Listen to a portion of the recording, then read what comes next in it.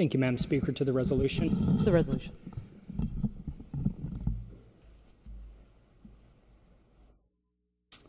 Colleagues, this is a little hard for me to stand. I've known Bob, Representative Jenson, for more than a quarter of a century and had an opportunity to serve with him as in a neighboring district for 7 terms.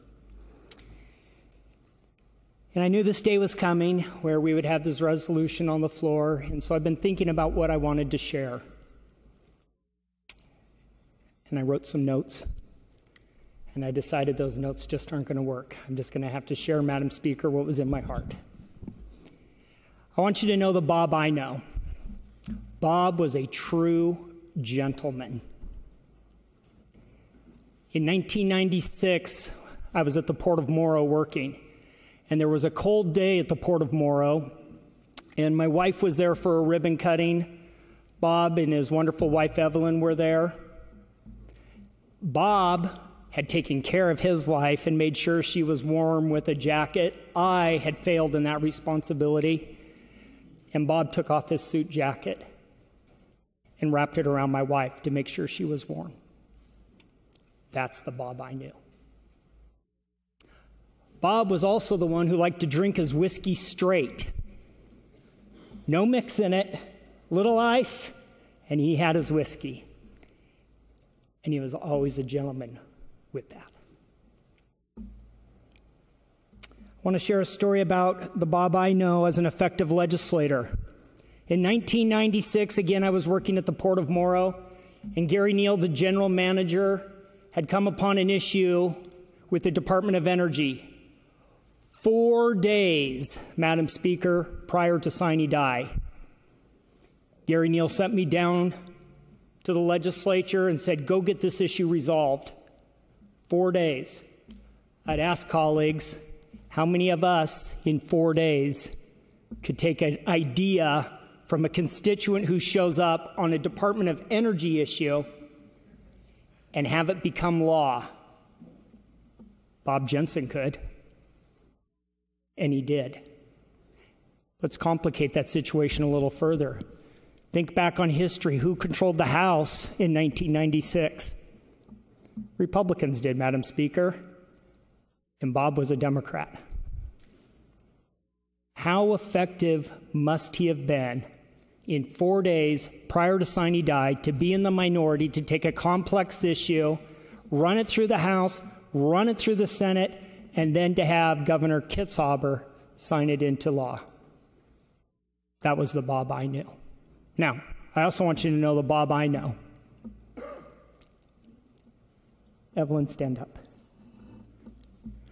There's the backbone of Bob Jenson. Bob had amazing relationships with everyone, but Evelyn knew how to get things done. And so Evelyn actually had contacted Barb Lundquist, the spouse of then Speaker of the House Lynn Lundquist, and said, hey, I've got this young guy down here with this complex issue. Is there any way to help? And because of the relationships, Madam Speaker, that were developed by people who truly understand how to work with others, that issue was resolved. That's the Bob I knew. Later in our years of service, I want to share the Bob I knew. Bob and I would sit behind closed doors and we would talk about the issues that were coming forward. Perhaps a revenue bill that was coming forward that we knew would be good for our district. But we also knew that there would be contrary ideas. Bob just put his shoulders back and said, we're going to do what's right. That was the Bob I knew. I want to share a quote with you that I've been holding for a long time that describes Bob. This is in John Wayne's final motion picture. As he's riding on a horse coming into town in a snowy plain. And John Wayne says, I won't be wronged, I won't be insulted, I won't be laid a hand on. I don't do these things to other people, and I require the same from them. That was the Bob I knew. Bob was the first one. Thank you, Representative Rich. Representative Vial yields his time. Please continue. Thank you. Bob was the one who always had his hand out to help the needy, to help the underserved. He saw no color. He saw no gender. Everyone was equal in Bob's eyes. He served as a mentor to me on that issue.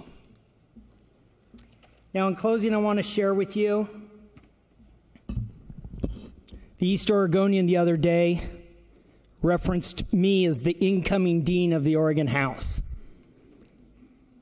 And I shared with my staff, no, Madam Speaker, there's one dean of the Oregon House, and that'll be Representative Bob Jenson. And I want you to know what the citizens of District 57 think. That lady, Evelyn Jensen, will always be the First Lady of Eastern Oregon. Madam Speaker, I want you to know what an honor it was for me to know, to work, to serve, and sometimes to play with Bob. He was my friend. He was my mentor.